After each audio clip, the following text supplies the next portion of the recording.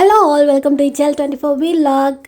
நான் காலேஜ் வெளியூர் படிச்சுட்டு இருந்தேன். அப்போது ஹாஸ்டலில் தங்கி தான் படிக்கணும். அப்போது என் கூட ஹாஸ்டலில் இருந்த ஒரு பொண்ணு கன்னியாகுமரி. அவள் ஊருக்கு போயிட்டு வரும்போது இந்த மாதிரி தோடு சிப்பி எடுத்துகிட்டு வருவாள். அவள் எடுத்துகிட்டு வரும்போது தான் எனக்கு ஃபஸ்ட்டு எக்ஸ்பீரியன்ஸே இந்த மாதிரி ஒரு சீ ஃபுட்லாம் இருக்குது அப்படின்னு தெரிஞ்சுக்கிட்டேன். அவங்க தேங்காய் எண்ணெயில் சமைச்சு எடுத்துகிட்டு வருவாங்க. அவ்வளோ சூப்பராக இருந்தது.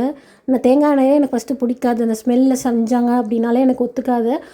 ஆனால் இவங்க அது தேங்காய் எண்ணெயில் செஞ்சாங்கன்னு அவங்க சொன்னால் தான் தெரியும். அந்த மாதிரி செஞ்சு அவள் எடுத்துகிட்டு வருவாள். அவ்வளோ சூப்பராக இருந்தது. அதே காலேஜ் முடித்ததுக்கப்புறம் நான் ரொம்ப இடத்துல தேடி இருக்குது, கிடச்சதே கிடையாது. நவம்பர் டிசம்பர் கன்னியாகுமரி, கேரளா, நாகர்கோவில் இந்த சைடு தான் பெரும்பாலுமே கிடைக்கும்.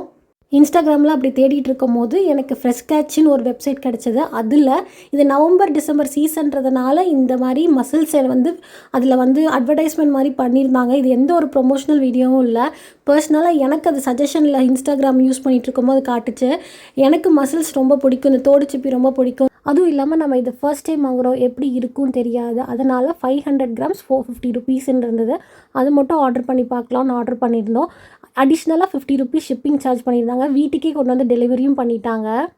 நம்ம ஆர்டர் பண்ணும் போது எந்த டேட்டில் வேணும், என்ன ஸ்லாட் டைமில் வேணும்னு அதில் காமிக்குது. அதுக்கேற்ற மாதிரி நான் ஆர்டர் பண்ணிக்கிட்டேன். இது ப்ரௌன் மசில்ன்றதுனால அவங்களே வேக வச்சு அந்த ஃப்ளெஷ்ஷை மட்டும் எடுத்து தனியாக கொடுத்துருந்தாங்க. நான் என்னோடய நாகர்கோவில் ஃப்ரெண்டுக்கிட்ட கேட்டேன். அவள் இந்த ரேட்டுக்கு இது சரியான ஒர்த்துன்னு தான் சொல்லியிருந்தா.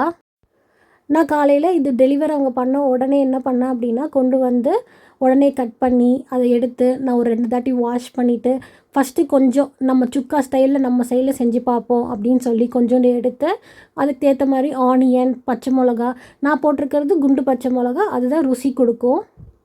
தேவையான அளவுக்கு மிளகாத்தூள், கரம் மசால், உப்பு தூள் எல்லாத்தையும் நான் ஆட் பண்ணிவிட்டு நல்லா வதங்கினதுக்கப்புறம் இந்த தோடை ஆட் பண்ணிவிட்டு அது கூட நாகர்கோவில் சைட், கன்னியாகுமரி சைடில் இது தோடு சிப்பி அப்படி தான் சொல்கிறாங்க. நானும் அதே மாதிரி சொல்லிக்கிறேன்.